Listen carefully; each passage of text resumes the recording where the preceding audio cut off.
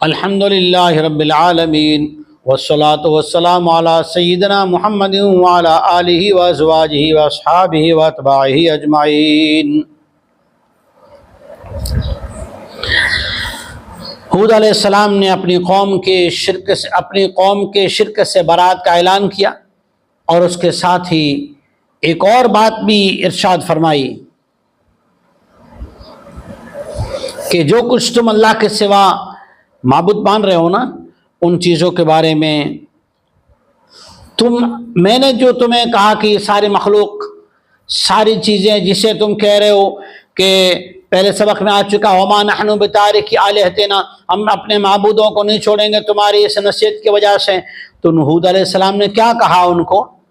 وہ بھی ہمارے یقین کے لیے، اور ہمیں بہت سی مرتبہ ڈر لگتا ہے، ذہنی طور پہ ہم اس بات کا شکار ہو جاتے ہیں کوئی تکلیف تو نہیں پہنچ جائے گی، ایسا سوچتے ہیں۔ نبیوں کا جواب اللہ تعالیٰ کلام مجید میں اس لیے نازل فرماتے ہیں تاکہ ہمارا بھی وہم ختم ہو اور یقین کامل آ جائے، ایمان میں قوت آ جائے۔ آئیے مختصر سا جواب ہے۔ کیا جواب ارشاد فرمایا ہود علیہ السلام نے؟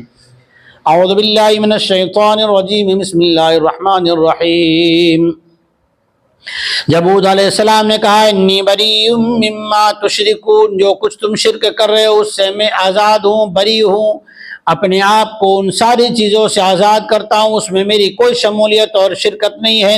من دونہ، اس اللہ کے علاوہ جتنوں کو تم مانتے ہو، فکیدونی جمیعا، تم بھی، تمہارے سارے معبود بھی مل کر میرے خلاف پلاننگ کرو۔ ہود علیہ السلام کہہ رہے ہیں میرے خلاف پلاننگ کرو، مجھے تکلیف پہنچانے کی، مجھے ہرانے کی، مجھے جو کچھ تم کر سکتے ہو نا سب کرو۔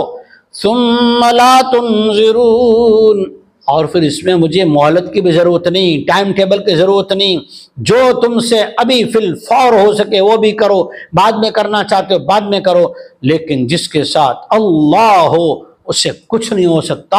اس لیے کہا جاتا ہے دلوں کا یقین مضبوط کرو، لا الہ الا اللہ، معبود اللہ، طاقت اللہ، خالق اللہ، مالک اللہ، مختار اللہ، عالی اللہ، قدیر اللہ، توفیق دینے والا اللہ، سب کچھ اللہ ہی ہے۔ محمد الرسول اللہ صلی اللہ علیہ وسلم، جو کرنا ہے وہ سنت طریقے پہ کریں گے۔ ساری مخلوق مل کر بھی اگر نقصان پہنچانا چاہے کوئی نقصان نہیں پہنچا سکتی، بغیر مہلت کے ہوئے نقصان پہنچانا چاہے نہیں پہنچا سکتی۔ جو تکلیفیں آتی ہے نا، آزمائش آتی ہے، تو نبیوں پر بھی تو آئی، نبیوں نے بھی برا بلا برداشت کیا، نبیوں نے بھی قوم کی کڑوی کسی کو سنا تو کیا چھوڑ دیا شریعت کو؟ نہیں، ہم اس کو کیا سمجھتے ہیں کہ یہ تکلیفیں آئیں گی، حالات آئیں گی، حالات نہیں، سنتیں آئیں گی۔ لفظ حالات ہٹا دیجئے، سنتیں آئیں گی جو نبیوں کو پیش آئی، وہ اللہ کے انعامات آئیں گے جو سرور کائنات رحمت للعالمین امام المرسلین خاتم النبیین محمد مصطفیٰ صلی اللہ علیہ وسلم کو پیش آئے۔ اللہ تعالی ہمیں استقامت علی التوحید نصیب فرمائے، آمین، والحمد للہ رب العالمین۔